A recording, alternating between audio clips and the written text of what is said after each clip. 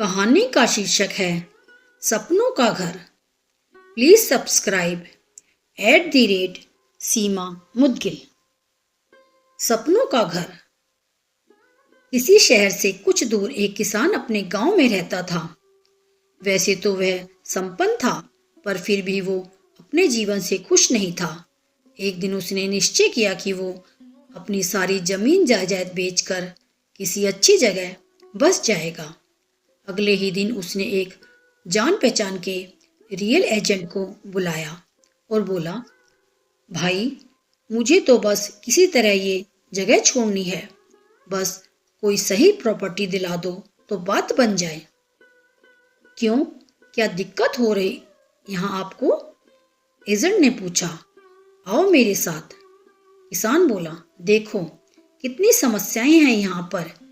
ये उबड़ खाबड़ रास्ते देखो और ये छोटी सी झील देखो।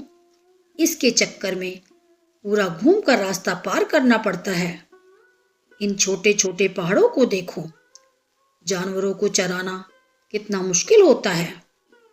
और ये देखो ये बागीचा, आधा समय तो इसकी सफाई और रख रखाव में ही चला जाता है।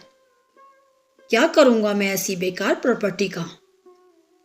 एजेंट ने घूम घूम कर इलाके का जायजा लिया और कुछ दिन बाद किसी ग्राहक के साथ आने का वादा किया।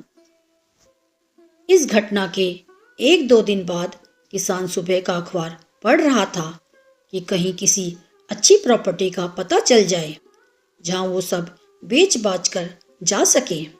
तभी उसकी नज़र एक आकर्षक ऐड पर पड़ी। ले सपनों का घर। एक शांत सुंदर जगह, प्राकृतिक सौंदर्य से भरपूर, सुंदर झील और पहाड़ियों के बीच, शहर की भीड़ भाड़ से उचित दूरी पर बसाएं एक स्वस्थ सुंदर आशियाना। संपर्क करें। किसान को ये ब्यौरा बहुत पसंद आया। वो बार बार उस ऐड को पढ़ने लगा, पर थोड़ा ध्यान देने पर उसे लगा कि ये तो उसी की प्रॉपर्टी का ऐड है। इस बात की पुष्टि करने के लिए उसने दिए हुए नंबर पर फोन लगाया और सचमुच ये उसी की प्रॉपर्टी का ऐड था। तब किसान को एहसास हुआ कि वो वाकई में अपनी मनचाही जगह पर ही रहता है और ये उसकी गलती थी कि उसने अपनी ही चीज़ों को हमेशा गलत ढंग से देखा। अब किसान वहीं रहना चाहता था।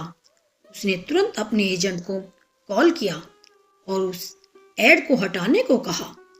फ्रेंड्स, इस किसान की तरह ही कई बार हमें भी अपनी लाइफ से बहुत कंप्लेंट्स होती हैं।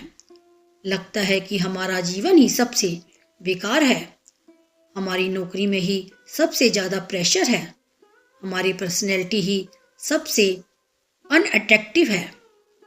पर क्या आपने कभी दूसरों की नज़र से अपनी लाइफ को देखने की कोशिश की है? क्या वाकई में आपकी लाइफ इतनी प्रॉब्लमेटिक है, या आपने खुद ज़रूरत से ज़्यादा उसे बना रखा है? कहीं किसान की तरह आप भी अपने जीवन के सौंदर्य को अनदेखा तो नहीं कर रहे हैं? कहीं आपको भी आपकी खुशियाँ गिनाने के लिए किसी पेपर एडवर्टाइजमेंट की ज़रूरत तो नहीं?